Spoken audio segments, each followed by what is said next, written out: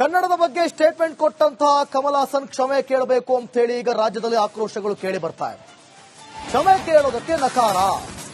ಕಮಲ್ ಹಾಸನ್ ಕನ್ನಡಿಗರ ಕ್ಷಮೆ ಕೇಳುವಂತೆ ಒತ್ತಾಯ ಕೇಳಿ ಬರ್ತಾ ಇದೆ. ಕ್ಷಮಾಪಣೆ ಕೇಳದಿದ್ರೆ ಸಿನಿಮಾ ರಿಲೀಸ್ಗೆ ಬಿಡಲ್ಲ ಅಂತ.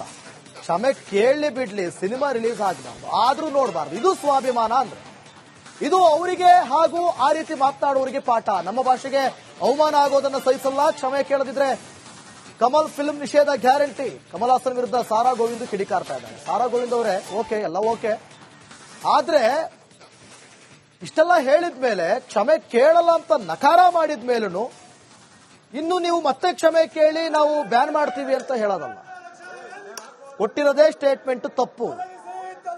ಕೊಟ್ಟಿರೋದೇ ಇಲ್ಲಿ ಬೆಂಕಿ ಹಚ್ಚಿಸ್ಬಿಟ್ಟು ಹೋಗಿದ್ದಾರೆ. ಇಲ್ಲಿ ಕರ್ನಾಟಕದಲ್ಲಿ ತಣ್ಣಗಿತ್ತು, ಸ್ವಲ್ಪ ಬೆಂಕಿ ಹಚ್ಚಿಸಿ ಹೋಗ್ಬಿಟ್ಟಿದ್ದಾರೆ.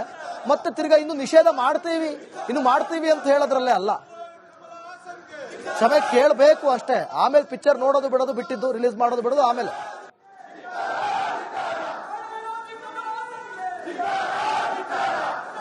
ಕಮಲ್ ಹಾಸನ್ ಬಗ್ಗೆ ನಮ್ಗೆ ಯಾರಿಗೂ ಕನಿಕರನೂ ಇಲ್ಲ, ಮರ್ಸಿನೂ ಇಲ್ಲ, ಬೇಕಾಗಿಲ್ಲ. ನಮ್ಮ ಭಾಷೆಗೆ ಅವರು ಆ ರೀತಿ ಅವಹೇಳನಕಾರಿಯಾಗಿ ಮಾತನಾಡಿದ ಮೇಲೆ ನಾವ್ಯಾರು ಸಹಿಸಿಕೊಳ್ಳಿಕ್ಕೆ ಸಾಧ್ಯ ಇಲ್ಲ.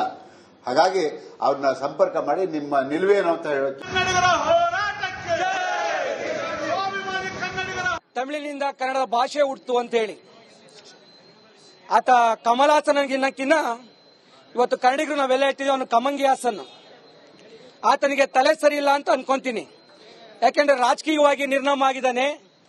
ಈಗ ಕನ್ನಡ ಚಿತ್ರರಂಗದಲ್ಲಿ ಶೈನ್ ಆಗ್ಲಿಕ್ಕೋಸ್ಕರವಾಗಿ ಈ ತರದ ಹೇಳಿಕೆಗಳನ್ನ ಕೊಟ್ಟು, ಯಾಕೆಂದ್ರೆ ಹಿಂದೆ ಜಯಲಲಿತಾ ಕನ್ನಡ ವಿರೋಧಿ ನಿಲುವುಗಳನ್ನ ತಾಳಿ ರಾಜಕಾರಣ ಮಾಡಿದಂಥದ್ದು.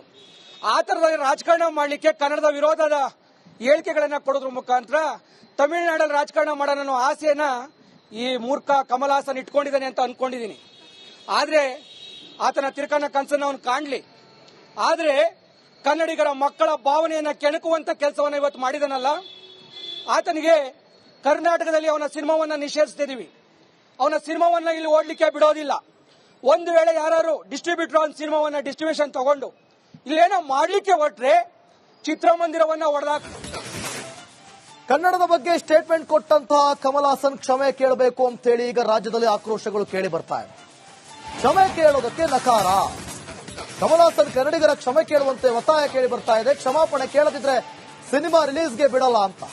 ಕ್ಷಮೆ ಕೇಳಲಿ ಬಿಡ್ಲಿ, ಸಿನಿಮಾ ರಿಲೀಸ್ ಆಗಬಾರ್ದು, ಆದ್ರೂ ನೋಡಬಾರ್ದು. ಇದು ಸ್ವಾಭಿಮಾನ ಅಂದ್ರೆ ಇದು ಅವರಿಗೆ ಹಾಗೂ ಆ ರೀತಿ ಮಾತನಾಡುವವರಿಗೆ ಪಾಠ. ನಮ್ಮ ಭಾಷೆಗೆ ಅವಮಾನ ಆಗೋದನ್ನ ಸಹಿಸಲ್ಲ. ಕ್ಷಮೆ ಕೇಳದಿದ್ರೆ ಕಮಲ್ ಫಿಲ್ಮ್ ನಿಷೇಧ ಗ್ಯಾರಂಟಿ. ಕಮಲ್ ಹಾಸನ್ ವಿರುದ್ಧ ಸಾರಾ ಗೋವಿಂದ್ ಕಿಡಿಕಾರ್ತಾ ಇದ್ದಾರೆ. ಸಾರಾ ಗೋವಿಂದ್ ಅವರೇ ಓಕೆ, ಎಲ್ಲ ಓಕೆ, ಆದ್ರೆ ಇಷ್ಟೆಲ್ಲ ಹೇಳಿದ್ಮೇಲೆ ಕ್ಷಮೆ ಕೇಳಲ್ಲ ಅಂತ ನಕಾರ ಮಾಡಿದ ಮೇಲೂ ಇನ್ನು ನೀವು ಮತ್ತೆ ಕ್ಷಮೆ ಕೇಳಿ ನಾವು ಬ್ಯಾನ್ ಮಾಡ್ತೀವಿ ಅಂತ ಹೇಳೋದಲ್ಲ.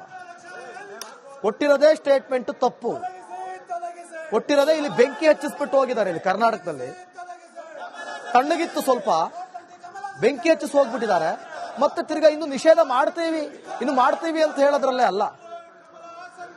ಕ್ಷಮೆ ಕೇಳಬೇಕು ಅಷ್ಟೇ. ಆಮೇಲೆ ಪಿಕ್ಚರ್ ನೋಡೋದು ಬಿಡೋದು ಬಿಟ್ಟಿದ್ದು, ರಿಲೀಸ್ ಮಾಡೋದು ಬಿಡೋದು ಆಮೇಲೆ.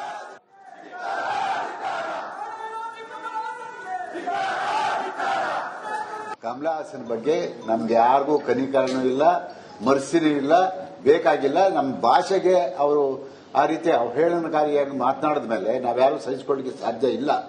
ಹಾಗಾಗಿ ಅವ್ರನ್ನ ಸಂಪರ್ಕ ಮಾಡಿ ನಿಮ್ಮ ನಿಲುವೇನು ಅಂತ ಹೇಳೋಕೆ. ತಮಿಳಿನಿಂದ ಕನ್ನಡದ ಭಾಷೆ ಹುಟ್ಟಿತು ಅಂತ ಹೇಳಿ ಆತ ಕಮಲ್ ಹಾಸನ್ಗಿನ್ನಕ್ಕಿನ್ನ ಇವತ್ತು ಕನ್ನಡಿಗರು ನಾವೆಲ್ಲ ಹೇಳ್ತಿದ್ವಿ ಅವನು ಕಮಂಗಿ ಹಾಸನ್. ಆತನಿಗೆ ತಲೆ ಸರಿ ಇಲ್ಲ ಅಂತ ಅನ್ಕೊಂತೀನಿ. ಯಾಕೆಂದ್ರೆ ರಾಜಕೀಯವಾಗಿ ನಿರ್ನಾಮ ಆಗಿದ್ದಾನೆ. ಈಗ ಕನ್ನಡ ಚಿತ್ರರಂಗದಲ್ಲಿ ಶೈನ್ ಆಗ್ಲಿಕ್ಕೋಸ್ಕರವಾಗಿ ಈ ತರದ ಹೇಳಿಕೆಗಳನ್ನ ಕೊಟ್ಟು, ಯಾಕೆಂದ್ರೆ ಹಿಂದೆ ಜಯಲಲಿತಾ ಕನ್ನಡ ವಿರೋಧಿ ನಿಲುವುಗಳನ್ನ ತಾಳಿ ರಾಜಕಾರಣ ಮಾಡಿದಂಥದ್ದು. ಆ ತರದ ರಾಜಕಾರಣ ಮಾಡಲಿಕ್ಕೆ ಕನ್ನಡದ ವಿರೋಧದ ಹೇಳಿಕೆಗಳನ್ನ ಕೊಡೋದ್ರ ಮುಖಾಂತರ ತಮಿಳುನಾಡಲ್ಲಿ ರಾಜಕಾರಣ ಮಾಡೋಣ ಅನ್ನೋ ಆಸೆಯನ್ನ ಈ ಮೂರ್ಖ ಕಮಲ್ ಹಾಸನ್ ಇಟ್ಕೊಂಡಿದ್ದಾನೆ ಅಂತ ಅನ್ಕೊಂಡಿದ್ದೀನಿ. ಆದ್ರೆ ಆತನ ತಿರುಕನ ಕನಸನ್ನ ಅವನು ಕಾಣ್ಲಿ. ಆದ್ರೆ ಕನ್ನಡಿಗರ ಮಕ್ಕಳ ಭಾವನೆಯನ್ನ ಕೆಣಕುವಂತ ಕೆಲಸವನ್ನ ಇವತ್ತು ಮಾಡಿದನಲ್ಲ, ಆತನಿಗೆ ಕರ್ನಾಟಕದಲ್ಲಿ ಅವನ ಸಿನಿಮಾವನ್ನ ನಿಷೇಧಿಸ್ತಿದೀವಿ. ಅವನ ಸಿನಿಮಾವನ್ನ ಇಲ್ಲಿ ಓಡ್ಲಿಕ್ಕೆ ಬಿಡೋದಿಲ್ಲ. ಒಂದು ವೇಳೆ ಯಾರು ಡಿಸ್ಟ್ರಿಬ್ಯೂಟರ್ ಅವನ ಸಿನಿಮಾವನ್ನ ಡಿಸ್ಟ್ರಿಬ್ಯೂಷನ್ ತಗೊಂಡು ಇಲ್ಲೇನೋ ಮಾಡ್ಲಿಕ್ಕೆ ಹೊರಟ್ರೆ ಚಿತ್ರಮಂದಿರವನ್ನ ಹೊಡೆದಾಕ. ಕನ್ನಡದ ಬಗ್ಗೆ ಸ್ಟೇಟ್ಮೆಂಟ್ ಕೊಟ್ಟಂತಹ ಕಮಲ್ ಹಾಸನ್ ಕ್ಷಮೆ ಕೇಳಬೇಕು ಅಂತ ಹೇಳಿ ಈಗ ರಾಜ್ಯದಲ್ಲಿ ಆಕ್ರೋಶಗಳು ಕೇಳಿ ಬರ್ತಾ ಇದೆ. ಕ್ಷಮೆ ಕೇಳೋದಕ್ಕೆ ನಕಾರ. ಕಮಲ್ ಹಾಸನ್ ಕನ್ನಡಿಗರ ಕ್ಷಮೆ ಕೇಳುವಂತೆ ಒತ್ತಾಯ ಕೇಳಿ ಬರ್ತಾ ಇದೆ. ಕ್ಷಮಾಪಣೆ ಕೇಳದಿದ್ರೆ ಸಿನಿಮಾ ರಿಲೀಸ್ಗೆ ಬಿಡಲ್ಲ ಅಂತ. ಕ್ಷಮೆ ಕೇಳಲಿ ಬಿಡ್ಲಿ, ಸಿನಿಮಾ ರಿಲೀಸ್ ಆಗಬಾರ್ದು, ಆದ್ರೂ ನೋಡಬಾರ್ದು. ಇದು ಸ್ವಾಭಿಮಾನ ಅಂದ್ರೆ ಇದು ಅವರಿಗೆ ಹಾಗೂ ಆ ರೀತಿ ಮಾತನಾಡುವವರಿಗೆ ಪಾಠ. ನಮ್ಮ ಭಾಷೆಗೆ ಅವಮಾನ ಆಗೋದನ್ನ ಸಹಿಸಲ್ಲ. ಕ್ಷಮೆ ಕೇಳದಿದ್ರೆ ಕಮಲ್ ಫಿಲ್ಮ್ ನಿಷೇಧ ಗ್ಯಾರಂಟಿ. ಕಮಲ್ ಹಾಸನ್ ವಿರುದ್ಧ ಸಾರಾ ಗೋವಿಂದ್ ಕಿಡಿಕಾರ್ತಾ ಇದ್ದಾರೆ. ಸಾರಾ ಗೋವಿಂದ್ ಅವರೇ ಓಕೆ, ಎಲ್ಲ ಓಕೆ, ಆದ್ರೆ ಇಷ್ಟೆಲ್ಲ ಹೇಳಿದ ಮೇಲೆ ಕ್ಷಮೆ ಕೇಳಲ್ಲ ಅಂತ ನಕಾರ ಮಾಡಿದ ಮೇಲೂ ಇನ್ನು ನೀವು ಮತ್ತೆ ಕ್ಷಮೆ ಕೇಳಿ ನಾವು ಬ್ಯಾನ್ ಮಾಡ್ತೀವಿ ಅಂತ ಹೇಳೋದಲ್ಲ. ಕೊಟ್ಟಿರೋದೇ ಸ್ಟೇಟ್ಮೆಂಟ್ ತಪ್ಪು. ಕೊಟ್ಟಿರೋದೇ ಇಲ್ಲಿ ಬೆಂಕಿ ಹಚ್ಚಿಸ್ಬಿಟ್ಟು ಹೋಗಿದ್ದಾರೆ. ಇಲ್ಲಿ ಕರ್ನಾಟಕದಲ್ಲಿ ತಣ್ಣಗಿತ್ತು, ಸ್ವಲ್ಪ ಬೆಂಕಿ ಹಚ್ಚಿಸಿ ಹೋಗ್ಬಿಟ್ಟಿದ್ದಾರೆ.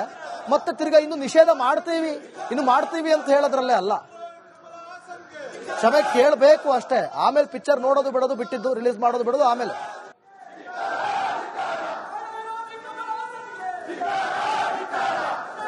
ಕಮಲ್ ಹಾಸನ್ ಬಗ್ಗೆ ನಮ್ಗೆ ಯಾರಿಗೂ ಕನಿಕರನೂ ಇಲ್ಲ, ಮರ್ಸಿನೂ ಇಲ್ಲ, ಬೇಕಾಗಿಲ್ಲ. ನಮ್ಮ ಭಾಷೆಗೆ ಅವರು ಆ ರೀತಿ ಅವಹೇಳನಕಾರಿಯಾಗಿ ಮಾತನಾಡಿದ ಮೇಲೆ ನಾವ್ಯಾರು ಸಹಿಸಿಕೊಳ್ಳಿಕ್ಕೆ ಸಾಧ್ಯ ಇಲ್ಲ. ಹಾಗಾಗಿ ಅವ್ರನ್ನ ಸಂಪರ್ಕ ಮಾಡಿ ನಿಮ್ಮ ನಿಲುವೇನು ಅಂತ ಹೇಳಕ್ಕೆ. ತಮಿಳಿನಿಂದ ಕನ್ನಡ ಭಾಷೆ ಹುಟ್ಟಿತು ಅಂತೇಳಿ ಆತ ಕಮಲ್ ಹಾಸನ್ಗಿನ್ನಕ್ಕಿನ್ನ ಇವತ್ತು ಕನ್ನಡಿಗರು ನಾವೆಲ್ಲ ಇಟ್ಟಿದ್ವಿ ಅವನು ಕಮಂಗಿ ಹಾಸನ್. ಆತನಿಗೆ ತಲೆ ಸರಿ ಇಲ್ಲ ಅಂತ ಅನ್ಕೊಂತೀನಿ. ಯಾಕೆಂದ್ರೆ ರಾಜಕೀಯವಾಗಿ ನಿರ್ನಾಮ ಆಗಿದ್ದಾನೆ. ಈಗ ಕನ್ನಡ ಚಿತ್ರರಂಗದಲ್ಲಿ ಶೈನ್ ಆಗ್ಲಿಕ್ಕೋಸ್ಕರವಾಗಿ ಈ ತರದ ಹೇಳಿಕೆಗಳನ್ನ ಕೊಟ್ಟು, ಯಾಕೆಂದ್ರೆ ಹಿಂದೆ ಜಯಲಲಿತಾ ಕನ್ನಡ ವಿರೋಧಿ ನಿಲುವುಗಳನ್ನ ತಾಳಿ ರಾಜಕಾರಣ ಮಾಡಿದಂಥದ್ದು. ಆ ತರದ ರಾಜಕಾರಣ ಮಾಡಲಿಕ್ಕೆ ಕನ್ನಡದ ವಿರೋಧದ ಹೇಳಿಕೆಗಳನ್ನ ಕೊಡೋದ್ರ ಮುಖಾಂತರ ತಮಿಳುನಾಡಲ್ಲಿ ರಾಜಕಾರಣ ಮಾಡೋಣ ಅನ್ನೋ ಆಸೆಯನ್ನ ಈ ಮೂರ್ಖ ಕಮಲ್ ಹಾಸನ್ ಇಟ್ಕೊಂಡಿದ್ದಾನೆ ಅಂತ ಅನ್ಕೊಂಡಿದ್ದೀನಿ. ಆದ್ರೆ ಆತನ ತಿರುಕನ ಕನಸನ್ನ ಅವನು ಕಾಣ್ಲಿ. ಆದ್ರೆ ಕನ್ನಡಿಗರ ಮಕ್ಕಳ ಭಾವನೆಯನ್ನ ಕೆಣಕುವಂತ ಕೆಲಸವನ್ನ ಇವತ್ತು ಮಾಡಿದನಲ್ಲ, ಆತನಿಗೆ ಕರ್ನಾಟಕದಲ್ಲಿ ಅವನ ಸಿನಿಮಾವನ್ನ ನಿಷೇಧಿಸ್ತಿದೀವಿ. ಅವನ ಸಿನಿಮಾವನ್ನ ಇಲ್ಲಿ ಓಡ್ಲಿಕ್ಕೆ ಬಿಡೋದಿಲ್ಲ. ಒಂದು ವೇಳೆ ಯಾರು ಡಿಸ್ಟ್ರಿಬ್ಯೂಟರ್ ಅವನ ಸಿನಿಮಾವನ್ನ ಡಿಸ್ಟ್ರಿಬ್ಯೂಷನ್ ತಗೊಂಡು ಇಲ್ಲೇನೋ ಮಾಡ್ಲಿಕ್ಕೆ ಹೊರಟ್ರೆ ಚಿತ್ರಮಂದಿರವನ್ನ ಹೊಡೆದಾಕ.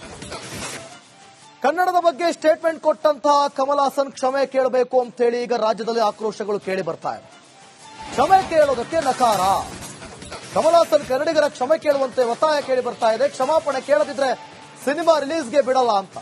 ಕ್ಷಮೆ ಕೇಳಲಿ ಬಿಡ್ಲಿ, ಸಿನಿಮಾ ರಿಲೀಸ್ ಆಗಬಾರ್ದು, ಆದ್ರೂ ನೋಡಬಾರ್ದು. ಇದು ಸ್ವಾಭಿಮಾನ ಅಂದ್ರೆ ಇದು ಅವರಿಗೆ ಹಾಗೂ ಆ ರೀತಿ ಮಾತನಾಡುವವರಿಗೆ ಪಾಠ. ನಮ್ಮ ಭಾಷೆಗೆ ಅವಮಾನ ಆಗೋದನ್ನ ಸಹಿಸಲ್ಲ. ಕ್ಷಮೆ ಕೇಳದಿದ್ರೆ ಕಮಲ್ ಫಿಲ್ಮ್ ನಿಷೇಧ ಗ್ಯಾರಂಟಿ. ಕಮಲ್ ಹಾಸನ್ ವಿರುದ್ಧ ಸಾರಾ ಗೋವಿಂದ್ ಕಿಡಿಕಾರ್ತಾ ಇದ್ದಾರೆ. ಸಾರಾ ಗೋವಿಂದ್ ಅವರೇ ಓಕೆ, ಎಲ್ಲ ಓಕೆ, ಆದ್ರೆ ಇಷ್ಟೆಲ್ಲ ಹೇಳಿದ ಮೇಲೆ ಕ್ಷಮೆ ಕೇಳಲ್ಲ ಅಂತ ನಕಾರ ಮಾಡಿದ ಮೇಲೂ ಇನ್ನು ನೀವು ಮತ್ತೆ ಕ್ಷಮೆ ಕೇಳಿ ನಾವು ಬ್ಯಾನ್ ಮಾಡ್ತೀವಿ ಅಂತ ಹೇಳೋದಲ್ಲ.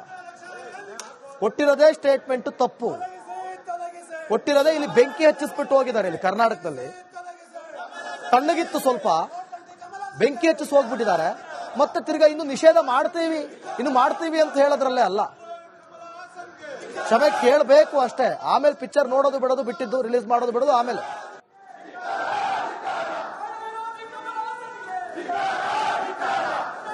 ಕಮಲ್ ಹಾಸನ್ ಬಗ್ಗೆ ನಮ್ಗೆ ಯಾರಿಗೂ ಕನಿಕರನೂ ಇಲ್ಲ, ಮರ್ಸಿನೂ ಇಲ್ಲ, ಬೇಕಾಗಿಲ್ಲ. ನಮ್ಮ ಭಾಷೆಗೆ ಅವರು ಆ ರೀತಿ ಅವಹೇಳನಕಾರಿಯಾಗಿ ಮಾತನಾಡಿದ ಮೇಲೆ ನಾವ್ಯಾರು ಸಹಿಸಿಕೊಳ್ಳಿಕ್ಕೆ ಸಾಧ್ಯ ಇಲ್ಲ.